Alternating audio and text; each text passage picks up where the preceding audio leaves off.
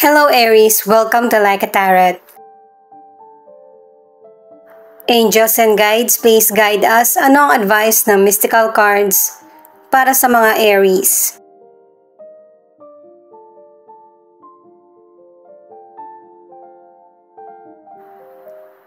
You're not for everyone.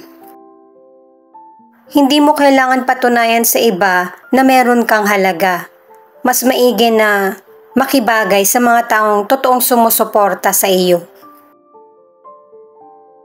Alamin natin kung bakit ipinakita itong mystical card. At saka sa uli, kukuha ko ng gemstone para sa ano pa yung ibang advice or kung ano pa yung paparating.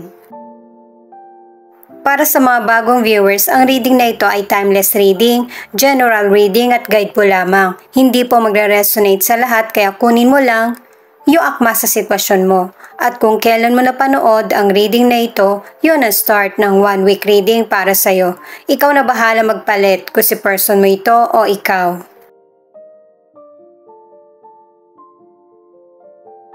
The Magician, Page of Pentacles at King of Pentacles in reverse. Napaka-bata mo pa at saka marami pang mangyayaring maganda na positive at potential success sa buhay mo. Lalo na sa pakikipagsapalaran kasi meron kang bagong journey na tatahakin. At saka maybe ang ilan sa inyo, nagsisimula ka pa lang, kaya ipinapakita yung pagiging masigasig mo. Hindi pa ganon kalaki yung kita or financial na meron ka. Pero napaka-focus mo na para makamit mo yung long-term na success. Sa career at business ay positive ang mga cards, lalo na sa mga magsisimula pa lang.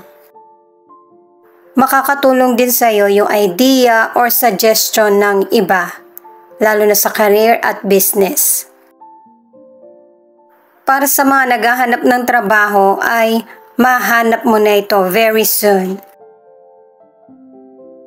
Ang ilan sa inyo na nasa relationship, meron kayong hindi pagkakaunawaan ng person mo, kaya malamig kayo sa isa't isa. Walang ibang solusyon sa problem kundi yung makipag-usap sa person. At kung sino yung magde-decide, syempre ikaw. Kaya mo pa ba? Kasi ang ilan sa inyo na nasa relationship, yung person mo may pagkamalupit. At saka yung bang walang respeto. At ang gusto niya, siya yung nasusunod. At ang ilan sa inyo, ang problema talaga ay financial. Itong hematite ay balance, focus, at saka yung magtiwala ka sa sarili mo at lakasan ang loob sa anuman yung sitwasyon na nangyayari sa iyo. Ituloy ko lang. Ang ilan na nasa relationship ay patuloy pa rin na maayos ang relasyon nyo ng person mo. May commitment at saka pareho pa rin kayong masaya. Ang ilang single sa ngayon naghahanap or naghihintay sa person na magugustuhan mo. Ito yung mystical card na you got the love. Na ang ibig sabihin, ang ilan sa inyo, mas marami kang naibibigay na pagmamahal kesa natatanggap sa person na tinatangi mo. Kailangan ng healthy boundaries sa kung ano yung kaya mong makontrol at yung makapag-focus ka rin sa mga bagay na makakabuti sa iyo. Single ka man or nasa relationship, ang advice ng mga cards ay ito na yung tamang time para ma-overcome na yung mga negative na sitwasyon. At saka meron kang potential person na makikilala pero hindi mo siya maaasahan sa financial. At saka nagpapatuloy na maganda ang relasyon dahil sa iyo. The Empress, the Moon, at the Death. Sa mga cards na ito, ipinapakita na mas magtiwala ka sa kutob kesa sa naiisip mo. At saka ang ilan sa inyo, meron kang person na pinaghihinalaan na kailangan meron kang deeper connection sa kanya para masasagot yung mga katanungan mo. Kasi ang ilan sa inyo, may situation na hindi mo deserve na magstay. Sa financial, merong darating sa iyo na hindi mo inaasahan. Pero guys, kapag merong magandang pagkakataon na dumarating sa iyo, hinay-hinay sa paggastos. Ang ilan sa inyo, ang itinutulong mo sa kapwa ay financial. Ang ilan naman ay kung ano yung kaya mong bagay. At yung mga nagawa mong maganda patungkol sa kapwa mo ay ibabalik sa iyo ng universe. Sa mga nasa relationship, anuman yung problem or sagabal na nangyayari sa relasyon nyo ng person mo, mareresolbahan nyo ito. Kasi kahit naman na marami kayong problemang pinagdaraanan ng person mo, dalawang cards na yung nagsasabi na yung physical contact, panahon sa isa't isa ay meron pa rin, napupunan nyo pa rin. Kaya nagiging stable yung relasyon nyo kahit merong ups and downs. Ang ilan naman sa inyo ay nagdududa ka sa person mo. Pero ang advice ng cards ay, kumbaga kahit papano, paniwalaan mo din yung ibang sinasabi niya. Lalo na kung patungkol ito sa relationship nyo na kailangan ng pagbabago. Give and take sa aksyon at saka sa pakikinig. Importante rin na maging sensitive sa feelings ng isa't isa.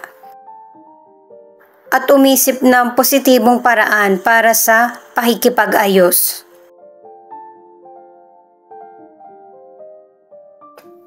Ayan, magandang gemstone ito. Black agate. Ibig sabihin nito ay good fortune. At saka ipinapaliwanag ng stone na ito na mo-overcome mo yung anxiety at saka yung stress. Dalawang bato na yung nagsasabi na lakasan mo yung loob mo. Ang ilan sa inyo na nasa relationship ay may pang long term ang relasyon pero may kailangan lang talagang baguhin or ayusin. At yung pagbabago ay dapat i-apply sa relasyon.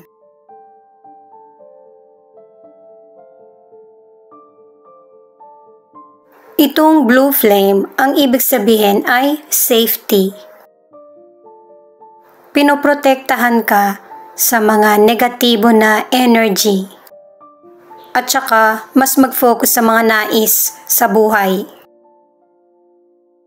Para sa ilang single, magkakaroon ka ng relasyon na pangmatagalan or nagpapatuloy.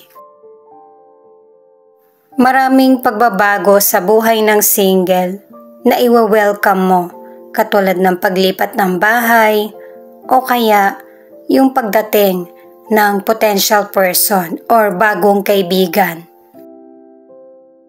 Sa mga single, may potential person kang makikilala at isa sa kanila yung mararamdaman mo na meron kayong tunay na connection. Ang ilang single, yung potential person hindi siya mapilit. Kaya kung meron kang interes sa kanya, ipakita mo. Sa mga cards na ito, ipinapakita na may maganda ng bunga yung effort mo. At ang advice ng mga cards ay magtiwala, maging patient, na yung buhay mo ay mapapabuti rin. Na yun naman talaga yung mangyayari, na magkakaroon ng kalayaan at saka prosperity. Positive yung mga cards mo. Yung achievement na makakamit mo sa buhay, hindi to ganun kadali. Pinaghirapan mo talaga to at medyo matagal bago nakamit. Ang ilan sa inyo sa health ay kailangan balansehin mo yung oras mo na magkaroon ka ng time na kahit maglakad ka naman. Kasi naaapektuhan na yung braso mo, yung legs, dahil sa nagkakaroon ng pain o kaya fatigue. Dalawang cards na yung nagsasabi na hindi makakabuti yung sobra-sobra na makakasama sa kalusugan mo. At kung ang ilan sa inyo meron kang sakit, magkakaroon din ng healing at magiging pabor ang resulta kasi inaalagaan mo na yung kalusugan mo. Ang ilan sa inyo na nasa relationship ay talagang pinanindigan mo, pinagsumikapan na ma-save ang relationship at ma-improve ito. At nakakamit mo yung magandang resulta. At saka 3 cards ito ang nagsasabi na sa mga nasa relationship, nag-grow at saka natuto kayo sa mga experience na nangyaring problema sa relasyon. Meron na magandang meaning ang relasyon. Ito ay agate na ang ibig sabihin ay patungkol sa love, swerte at saka kapayapaan. At saka healing energy rin ito at nagpapasecure sa anumang situation. Sa mga single, huwag mong ipilit yung sitwasyon kasi nakadalawang cards ka na darating talaga yung true love sa iyo na hindi mo pa nai-imagine. Itong 6 of Cups ay binibigyan ka ng advice na okay lang kung gusto mong baguhin yung direksyon ng buhay mo, lalo na't kung tingin mo hindi ito para sa iyo. Kasi ang ilan sa inyo nakakaramdam ka na may mga umuulit na pattern sa buhay mo. Itong 9 of Cups naman ay yung bang satisfied ka sa mga naging decisions mo at confident ka na dito na kung ano man yung decision na gagawin mo ay alam mong magiging matagumpay. Marami ka na kasing natutunan na naia-apply mo sa present at future. Itong 10 of Pentacles naman, wala kang problemahin sa career mo, sa business, or sa financial. Pero ang mas dapat mong bigyan ng atensyon ay yung alagaan yung family mo or ang sarili. Pagbalik tanaw ito sa mga totoong priorities mo sa buhay. Bigyang halaga at mahalin yung mga taong minahal ka nung walang-wala ka pa.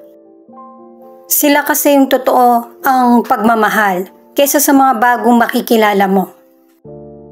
Habang nakakamit mo yung tagumpay, marami kang successful na cards lalo na sa career at financial. Siya nga pala guys, marami po salamat sa mga nag-like, share, comment, and subscribe. At pati na rin po sa mga nakikinig at nanonood. San man panig kayo ng mundo, ingat po kayo palagi. Ito naman ang angel number mo.